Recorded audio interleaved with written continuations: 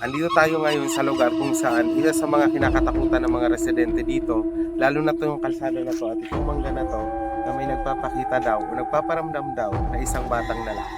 Kaya naman tuklasin natin kung ano ba talaga ang hiwaga dito sa puno ng mangga na to.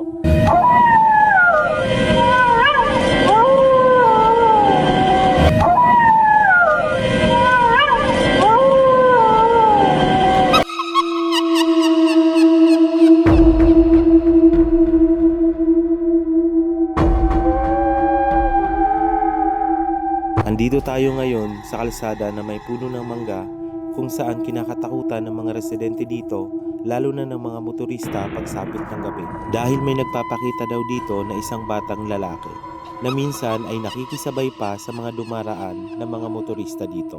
Dito lang yan matatagpuan sa isang purok dito sa Balok, Nueva Ecija. Bago ko simulan ang kwento ng batang lalaki na nagpapakita dito sa kalsada na to, huwag kalimutang mag-subscribe bilang suporta sa ating channel.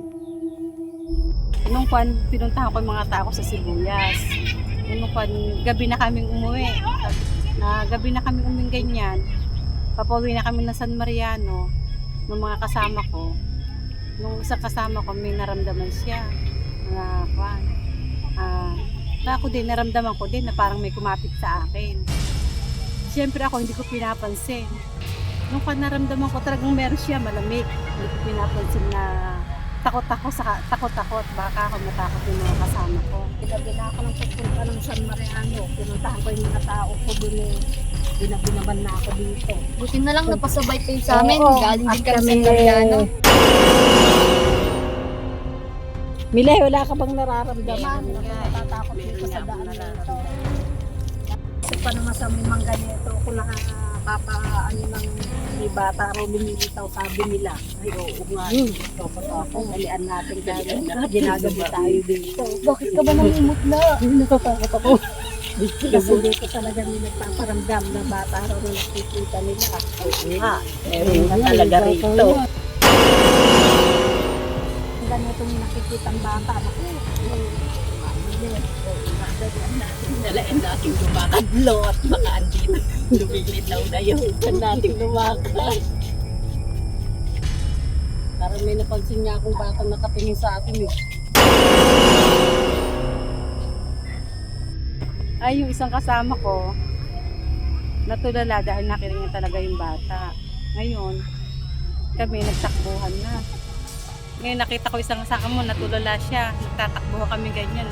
Tapos ako binalikan namin siya na hinatak-hatak. Kaya ayun, nagtatakbo na lang kami.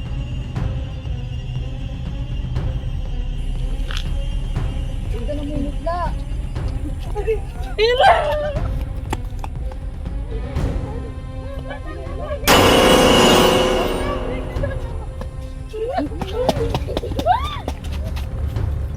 Yung panahon na yun, napagkasunduan namin ng mga kaibigan ko, napuntahan namin yung isa naming kaibigan na malayo dito sa amin. Dahil malayo kami, nagmotor kami papunta sa kanila, na ako ang driver. Hanggang nakarating kami sa may paliko na may puno ng mangga.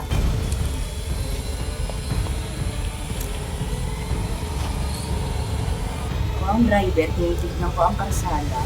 Hanggang tumapat kami sa puno ng mangga, may batang pumapara na lalaki.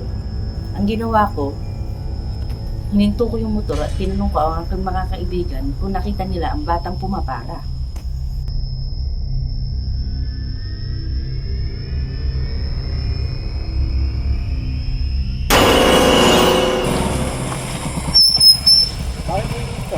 May pumapari eh.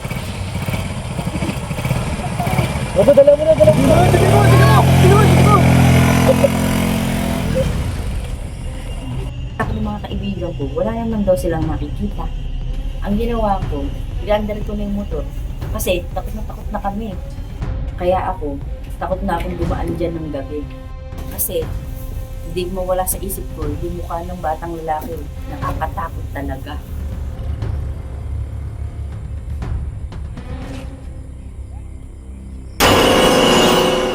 Nung araw na yon, may birthday yan sa amin.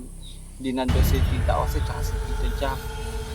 Gabi na, sabi niya sa akin, Steve, hiatid mo na nga kami pa sa amin. naihatid ko naman sila Tita Osi ng normal.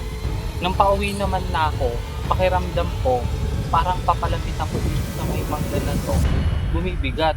Pero kung may sakay ako, alam ko na mabigat o magaan. Pero ngayon, nung mabigat naman na yung motor nang papalapit ako dito sa may mangga na to. Teka, parang ang bigat ng motor ko ngayon ah. Hindi naman dati ganito to.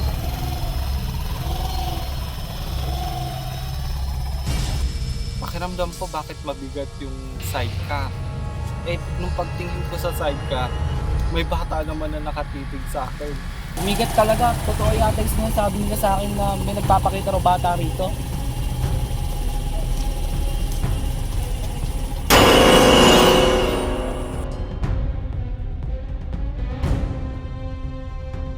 Na-curious ako na bakit may bata sa loob ng kolong-kolong.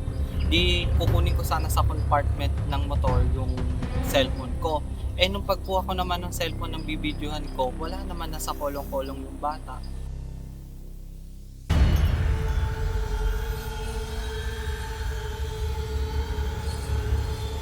Hindi ako makapaniwala na may bata dun sa loob ng kolong-kolong. Di bumaba ako, di tinignan ko. Nung pagtingin ko naman talagang wala. Pero nung tinignan ko din dito sa may puno ng mangga, wala naman din. Di naupo na ako dito. Kakausapin ko sana, wala naman talaga. Sino ka mang bata ka, magpakita ka sa akin. Baka sakali, matulungan kita.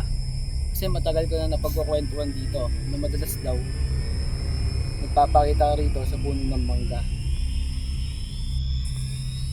Alam kong nandito ka, nararamdaman kita ngayon.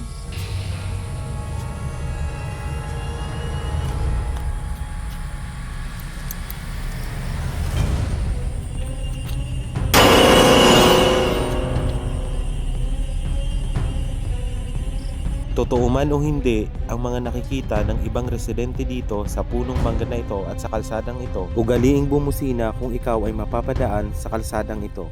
Bilang respeto na lang kung ano ang meron sa lugar na ito.